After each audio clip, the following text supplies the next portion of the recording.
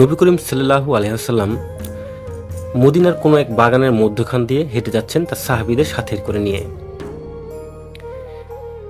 বাগানের মধ্যে দিয়ে চলতে চলতে নবী করিম সাল্লাল্লাহু আলাইহি ওয়াসাল্লাম পাশে থাকা কবর থেকে দুটি কবর থেকে তিনি দুজন ব্যক্তির খুব জোরে চিৎকারের আওয়াজ শুনতে পেলেন। জ্ঞানের নবী তাদের চিৎকারের আওয়াজ শুনে বুঝে গেলেন যে তাদের কবরে কঠিন আযাব হচ্ছে। তিনি সাহাবীদেরকে উদ্দেশ্য করে বললেন, এই যে দেখো দুটি কবর দেখা যাচ্ছে, এইখানে দুজন ব্যক্তির কঠিন আযাব হচ্ছে এবং তাদের আযাবের চিৎকার আমি শুনতে পাচ্ছি। নবী করিম সাল্লাল্লাহু আলাইহি ওয়াসাল্লাম সাথে সাথে এও বললেন, তাদের কিন্তু কোনো গুনাহের কারণে তাদের শাস্তি হচ্ছে না, তাদের খুব ছোট ছোট গুনাহের কারণে তাদের এত বড় বড় শাস্তি দেওয়া হচ্ছে। সাহাবীরা ঠিক অবাক হয়ে জিজ্ঞাসা করলেন, তাহলে হুজুর তাদের কি এমন ছোট অপরাধ হয়েছে যে অপরাধের কারণে তাদের এত কঠিন আযাব হচ্ছে? নবী করিম সাল্লাল্লাহু আলাইহি ওয়াসাল্লাম সাহাবীদের উদ্দেশ্য করে বললেন, এই দুজন ব্যক্তির মধ্যে একজন ব্যক্তি পেশাব করতে গিয়ে সতর্কতা অবলম্বন করতো না, যার কারণে পেশাবের ছিটাফোঁটা তার গায়ে এবং শরীরে লেগে যেত এবং তিনি সেই অবস্থাতেই ঘরে ফিরে আসতেন কিংবা সেই অবস্থাতেই আবার দৈনিক কাজকর্মে লিপ্ত হয়ে যেতেন। এবং অপর ব্যক্তির অপরাধ হচ্ছে তিনি চুগলখড়ি করতেন, তার মানে হচ্ছে তিনি কথা কানাকানি করতেন, একজনের কথা আরেকজনের কানে, আরেকজনের কথা আরেকজনের কানে এভাবে লাগিয়ে বেড়াতেন।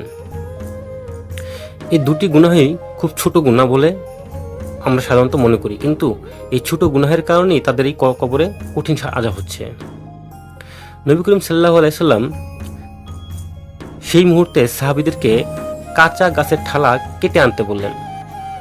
কোন এক সাহাবী শোনার সাথে সাথেই দৌড়ে গেলেন এবং কাছে থাকা একটি খেজুর গাছের ঠালা কেটে নিয়ে আসলেন, এসে নবীজির হাতে দিলেন। নবী করিম সাল্লাল্লাহু আলাইহি ওয়াসাল্লাম ঠালাটি মাঝখান থেকে ভেঙে দুটি কবরের উপরে লাগিয়ে দিলেন। এই ঠালাগুলো কবরের মধ্যে লাগানোর কারণে সাহাবীরা অবাক হলেন এবং হুজুরকে জিজ্ঞাসা করলেন, হুজুর এই ঠালাগুলো কবরের মধ্যে কেন লাগালেন? নবী করিম সাল্লাল্লাহু আলাইহি ওয়াসাল্লাম বললেন, গাছপালা সবসময় আল্লাহ তাআলা জিকির করতে থাকে, তাই এই কাঁচা খেজুর গাছের ঠালা দুটি যতক্ষণ পর্যন্ত না শুকাবে ততক্ষণ পর্যন্ত আল্লাহর জিকির করতে থাকবে এবং এই কবরে থাকা দুজন ব্যক্তির কবরের আযাব কিছুটা হালকা থাকবে। আজকের এই ঘটনাটি বুখারী শরীফ থেকে নেওয়া, হাদিস নম্বর 3464 নম্বর হাদিস, হযরত আব্বাস রাদিয়াল্লাহু তাআলা আনহু থেকে বর্ণিত। আজকের এই হাদিসটি থেকে আমরা তিনটি গুরুত্বপূর্ণ বিষয় জানতে পারলাম। প্রথমত হলো, পেশাব করতে গিয়ে খুব সতর্কতার সাথে পেশাব করতে হবে, বসে প্রস্রাব করতে হবে এবং সাথে ঢিলা কুলুপ ব্যবহার করতে হবে। প্রয়োজনের তুলনায় যদি একটু বেশি পানি খরচ করা লাগে তাও করতে হবে। দ্বিতীয়ত হলো, চুগলখড়ি করা যাবে না, একজনের কথা আরেকজনের কাছে লাগানো যাবে না এবং অপরজনের কথা আরেকজনের কাছে লাগানো যাবে না। এতে করে যে ফিতনার সৃষ্টি হবে, সেই ফিতনার কারণে সমাজে নানা রকম বিশৃঙ্খলা সৃষ্টি হবে, যার কারণে কিন্তু তাই চুগলখড়ি থেকে অবশ্যই বিরত থাকব। তৃতীয় যে বিষয়টি শিখতে পারলাম আমরা এখান থেকে, সেটি হলো কবরের মধ্যে কাঁচা গাছের ডালপালা লাগানো।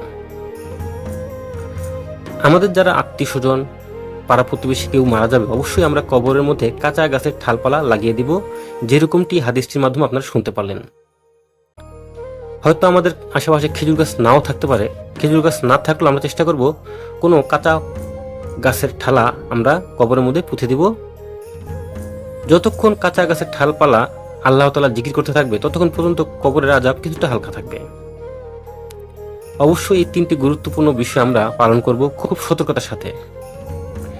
তো বন্ধুরা, আজকের এই ভিডিওটি আপনাদের কিরকম লেগেছে? যদি ভালো লেগে থাকে অবশ্যই ভিডিওতে একটি লাইক দিবেন আর শেয়ার করে দিবেন আপনার বন্ধুদের কাছে, যেন তারাও এই বিষয়টি জানতে পারে, শুনতে পারে।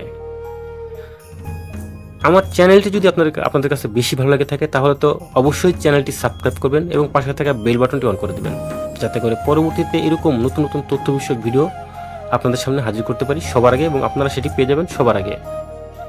ধন্যবাদ বন্ধুরা, ভালো থাকবেন, সুস্থ থাকবেন, আল্লাহ হাফেজ। আসসালামু আলাইকুম ওয়া রাহমাতুল্লাহি ওয়া বারাকাতুহু।